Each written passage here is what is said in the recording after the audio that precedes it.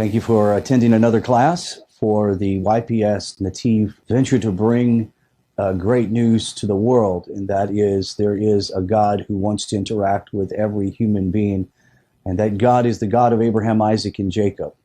The Jewish people are the priests of the nations, and with that partnership of the pious of the nation and the Jews in the nation, we're going to bring about redemption. It's going to be a beautiful thing. We're seeing it happen already. The next couple of classes, we're going to be talking about Shabbat. Very important question. The question of Noahides observing Shabbat comes up quite a bit. Unfortunately, there is much confusion surrounding the issue. Some have encouraged Noahides to keep a form of Shabbat observance, mistakenly equating Noahides with Ger Toshav, as erroneously understood the Ger Toshav relationship to Shabbat. Now, that seems to be an oversimplification. It probably is. There are many reasons why some rabbis have said, well, you can do some modified version of Shabbat. In most cases, the advice is, yes, you can do things of Shabbat, minus many of the other details that are required for the Orthodox Jew. And if you do it with the intent that you are not commanded to do it, then clearly you can do it. But let's see if we can take some of the confusion out of the whole thing. Now, this confusion is understandable, and considering that the question involves advanced mechanics of Torah law and a beguiling array of often contradictory sources. For example, Sanhedrin 58b. Here is the prohibition. Rabbi Rish Lakish, a non-Jew who refrains from labor for an entire day, is liable for death as it is written. Day and night they shall not cease. Genesis 8:22. Another, the master said, their warning is sufficient to warrant their death. This is even for a non-Jew refrains from work on Monday. Now here's the challenge. If this is, then let the prohibition be counted among the Noahide laws. It's not. The answer, the Noahide laws are enumerated as prohibitions. They are not listed according to their positive aspects.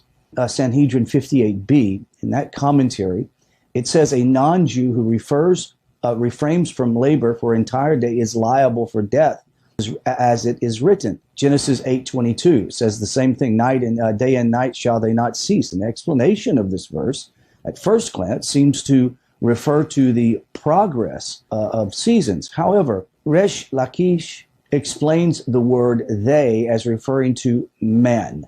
Therefore, this verse is prohibiting Noah and his descendants from disengaging from labor of the world for an entire day. Now, this is a positive commandment that precludes observance of Shabbat. There is ambiguity in thought here as whether this is a general prohibition on cessation of work or a specific prohibition on doing on religious reasons. The master said their warning is sufficient to warrant their death. Now, if we've spoken about death over and over, this is by the hand of not a Jewish court. Now, here's an explanation. This is the general rule of transgression of a Noahide commandment for which a warning is evidenced in the Torah. Certain prohibitions, however, are derived obliquely and are not subject to punishment by death. The Rambam understands the punishment for keeping Shabbat as heavily and not imposed by human court. Said Ravina, this is even for the non-Jew refraining from work on Monday.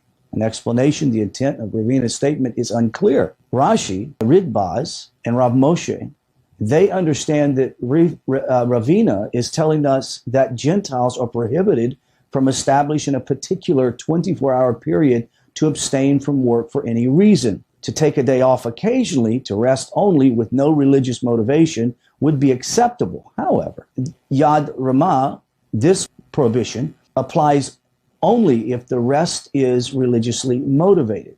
It does not matter, according to them, whether this motivation is monotheistic or pagan, or according to them, to establish a 24-hour period of rest from work for health reasons would be permitted. For example, if you work for a living, taking a day off is permitted. This is not what it's talking about. Here's the challenge. If this is, then let this prohibition be counted among the non-Jews. The Noahide laws are enumerated as prohibitions, and they're not listed according to their positive aspects. Rashi and other Talmudic commentators explain that Noahide laws, meaning the general categories themselves, are listed according to their negative aspects only. Even though the laws may include positive commandments, there are subclasses of general prohibitions. As mentioned in a previous lesson, in Danim, the requirements of establishing courts appears to be positive. Nevertheless, it is primarily negative in that it establishes courts to enforce other negative prohibitions. Yevamos 48b, Shabbat and the Ger Toshav.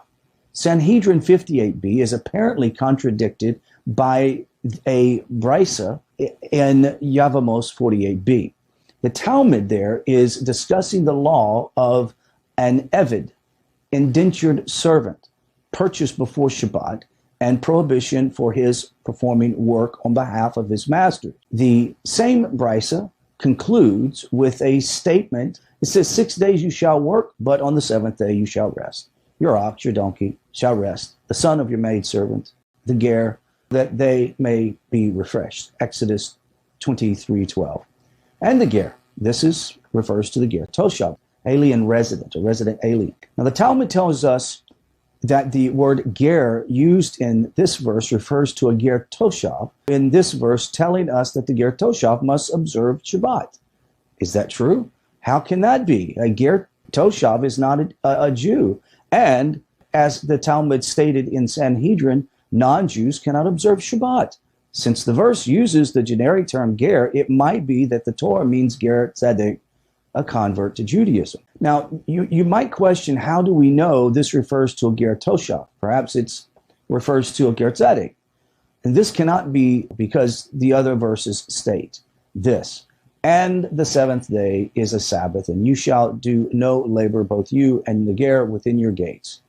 Deuteronomy 5:14. The Talmud understands the verse ger within your gates as referring to a ger tzedek, a full convert to Judaism. Since another verse has already taught us that a ger tzedek must observe Shabbat as a Jew, then our passage must be referring to a ger tzedek, the only other type of ger. Now, what are we to make of this? There are a number of explanations. Rashi understands the Talmud simply by saying the ger toshav must keep Shabbat. Apparently, Rashi derives his position from the Talmud in Eruvin 69b. There it states that one who desecrates Shabbat is like one who worships idolatry. Rashi applies this idea to a ger toshav. Since the ger toshav has disavowed idolatry, he must therefore keep Shabbat. Rashi must interpret the Talmud's prohibition from Sanhedrin 58a as only precluding idolaters from observing the Shabbat. Now, let's look at Tosfos. A ger toshav has no obligation to observe Shabbat and may not do because of the aforementioned passage in Sanhedrin. The Talmud here is only discussing whether or not a non-Jew may do work for a Jew on Shabbat. This certainly seems to be the intent of the verse.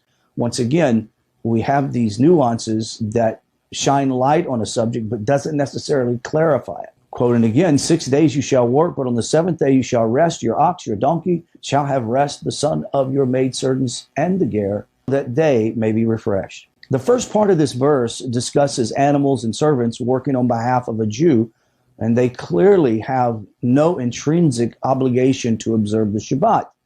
Correspondingly, the first part of the brisa discusses a Jew's servant working on his behalf. And the second part of the brisa is explained that the ger toshav is likely prohibited from working on behalf of a Jew. The basis of Rashi and Tosfot's disagreement appears to be that the other entities mentioned in the verse, such as ox, donkey, servant, etc., are subject to the will of the master, while the ger toshav is not.